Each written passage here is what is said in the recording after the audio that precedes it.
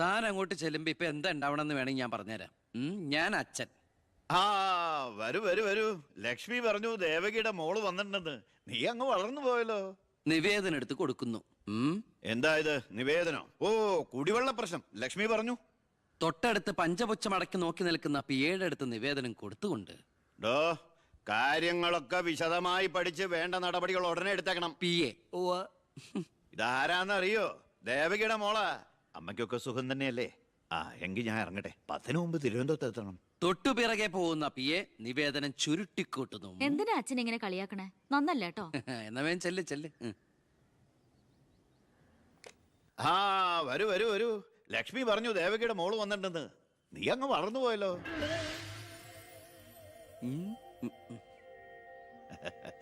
എന്താ ഇത് നിവേദനോ? ഓ, കുടിവെള്ള പ്രശ്നം അല്ലേ? ലക്ഷ്മി പറഞ്ഞു. ഡോ, കാര്യങ്ങൾ വിശദമായി പഠിച്ച് വേണ്ട നടപടികൾ ഉടനെ എടുക്കാൻ പറഞ്ഞേക്കണം. ഇതാരാന്നറിയോ? ഇല്ല. നമ്മുടെ ദേവകിയുടെ മോളാ. ആണോ? വീട്ടിൽ അമ്മയ്ക്കൊക്കെ സുഖം തന്നെയല്ലേ? ആ എന്താ ഞാൻ ഇറങ്ങട്ടെ. 10 മുമ്പ് തിരുവനന്തപുരത്ത് എത്തണം. 2 തറക്കല്ലൊരു നാടമുറി. ഇപ്പൊ എങ്ങനെയുണ്ട്? മന്ത്രിയുടെ വഴിക്കൊന്നും കാര്യങ്ങളും നടക്കില്ല, നടത്തില്ല.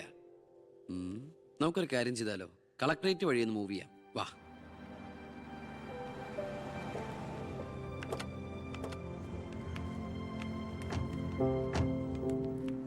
മീനൂട്ടിയെ, ഇത് കളക്ടറുടെ വൈഫ്.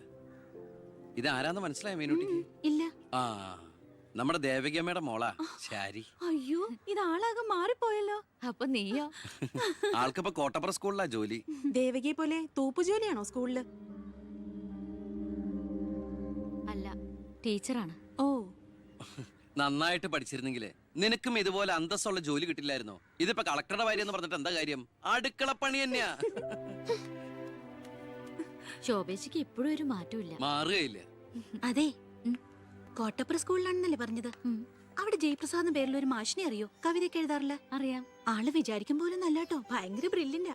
കോളേജിൽ എന്റെ സീനിയർ ആയിരുന്നു. എടി, ഒന്നും നിർത്തടി. ഒരാളെ കിട്ടിക്കഴിഞ്ഞാ അപ്പ കൊന്നോളൂ. ഇങ്ങനെ ഒരു കത്തി. പോയട്ടെ. വാ പോവാം. കൂടെ വന്നവരൊക്കെ വിളിച്ചോളൂ. ശരി, വരൂ. ഞങ്ങളുടെ കുടുംബത്തിലേക്ക് ഒരു IPS കാരൻ കൂടെ വരാൻ ചാൻസ് ഉണ്ടെന്ന് പൗത്രം പറഞ്ഞപ്പോ താനായിരിക്കും ഞാൻ കരുതിയില്ല. ഇതിനു മുമ്പ് നമ്മൾ 1-2 പ്രാവശ്യം ഒഫീഷ്യലായിട്ട് കണ്ടിട്ടുണ്ടല്ലേ? സർ, അളിയൻ കാണാൻ വന്നിട്ടുണ്ട് സർ. വെയിറ്റ് ചെയ്യാൻ പറയും സർ. അളിയൻ ന്യൂസൻസ്. കണ്ണി കണ്ട ചെമ്മാനും ചെരുപ്പൂത്തിയെ കണ്ട് കളക്ടറെ കാണാത്തിക്കോളൂ. ബന്ധവും പറഞ്ഞു. അതെ, സാർ അല്പം വെയിറ്റ് ചെയ്യാൻ പറഞ്ഞു കേട്ടോ. നമ്മൾ എത്ര നാളായിട്ട് സമരം ചെയ്യാം, പക്ഷെ ഗവൺമെന്റ് അവരുടെ കൂടെയാണ്.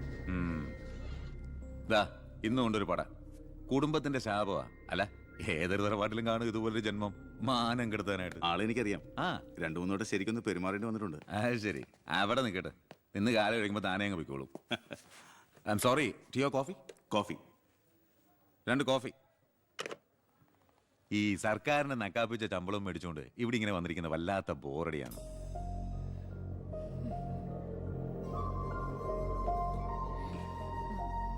കൊറേ നേരമായല്ലോ. എനിക്ക് വേണ്ടി ഇങ്ങനെ. ഏയ്, ഒരു നാടിനും കൂടി വേണ്ടിട്ടല്ലേ. കുഴപ്പമില്ല. അളിയാ, CM-ന്റെ ഹിയർ. അളിയാ, എന്നെ മറന്നു അല്ലേ?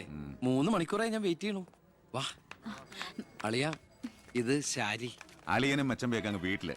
Call me sir.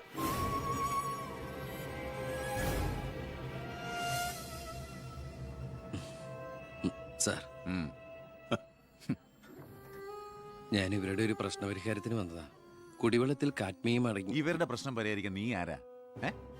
എന്താ പ്രശ്നം? ഈ കോള കമ്പനി തുറന്നതിന് ശേഷം ഞങ്ങൾക്ക് കുടിവെള്ളത്തിന് വലിയ കഷ്ടപ്പാടാ സാറേ. കോള ഫാക്ടറി തുറന്നുകൊണ്ടാ കുടിവെള്ളം ഇല്ലാത്ത നിങ്ങളോട് ആരാ പറഞ്ഞേ? നിങ്ങൾ ആരാ പറഞ്ഞ് തെറ്റിദ്ധരിപ്പിച്ചിരിക്കുകയാണ്? ഈ എടുക്കും തോറും കുറയുന്നല്ല നമ്മുടെ ജലസ്രോതസ്. മനസ്സിലായോ? തൽക്കാലം കുടിവെള്ളത്തിൽ ഏർപ്പാടൊക്കെ ചെയ്തോളാം. വയ്ക്കോ. പിന്നെ ഇതുപോലുള്ള ഒഫീഷ്യൽ കാര്യങ്ങൾക്ക് വരുമ്പോ ഇമാതിരി പീര രാഷ്ട്രീയക്കാരെ വിളിച്ചോണ്ട് വന്ന കളക്ടറെ ഒന്ന് നേരി കാണാൻ പറ്റുന്ന പോലും വരില്ല. മനസ്സിലായല്ലോ? സാർ, ഈ IAS എന്ന 3 അക്ഷരം ആളുകളുടെ മുമ്പിൽ ആളാകാനും കേസ് വിരിപ്പിക്കാനല്ല ഉപയോഗിക്കേണ്ടത്.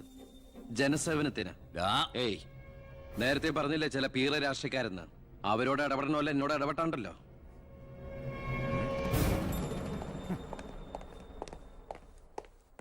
അളിയൻ കളക്ടറായിരിക്കുമ്പോ ഞാനിവിടെ വരാൻ പാടില്ലായിരുന്നു.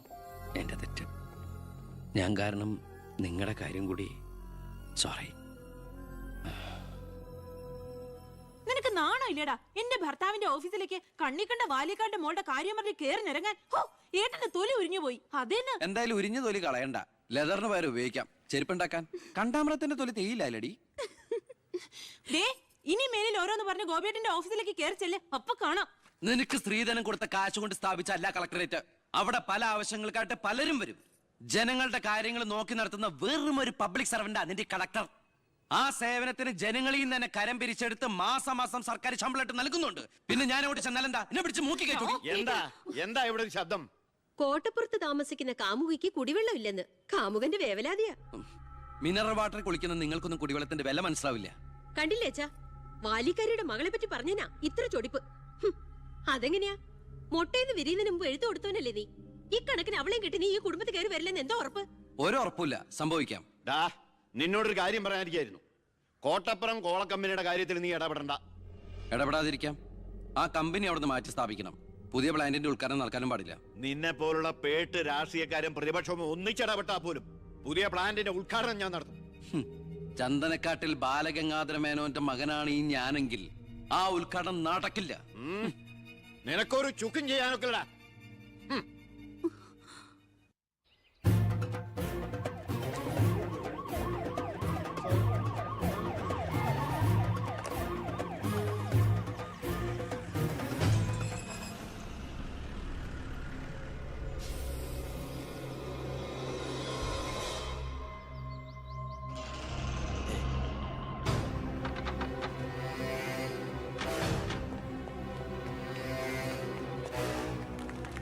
ഉദ്ഘാടനം തടയാനാണ് ഉദ്ദേശമെങ്കിൽ ഇവർക്ക് മുന്നിൽ വെച്ച് ബലം പ്രയോഗിക്കേണ്ടി വരും.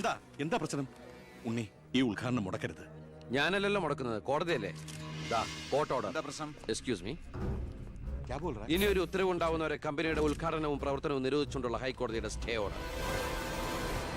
മന്ത്രിക്ക് മേൽ പരുന്തും പറക്കില്ലെന്ന് സാർ കരുതിയെങ്കിൽ തെറ്റി. ലെജിസ്ലേറ്റീവിനേക്കാൾ പവർ ജുഡീഷ്യറിക്കാ.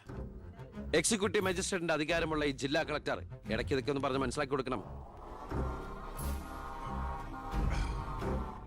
പിന്നെ കുറച്ചു പേർക്ക് തൊഴിൽ കൊടുക്കുന്ന ഏത് സംരംഭങ്ങൾക്കും ഞങ്ങൾ എതിരല്ല. പക്ഷെ അതിവിടുത്തെ മണ്ണും ജലവും എന്തിനെ ശ്വസിക്കുന്ന വായു പോലും മലിനപ്പെടുത്തിക്കൊണ്ട് ഒരു ബഹുരാഷ്ട്ര കുത്തയ്ക്കും തീരെ എഴുതി കൊടുക്കാൻ ഞങ്ങൾ അനുവദിക്കില്ല. കുടിവെള്ളം ജനങ്ങളുടെ അവകാശമാണ്, അത് പെപ്കോ കോളയുടെ ഔദാര്യമല്ല.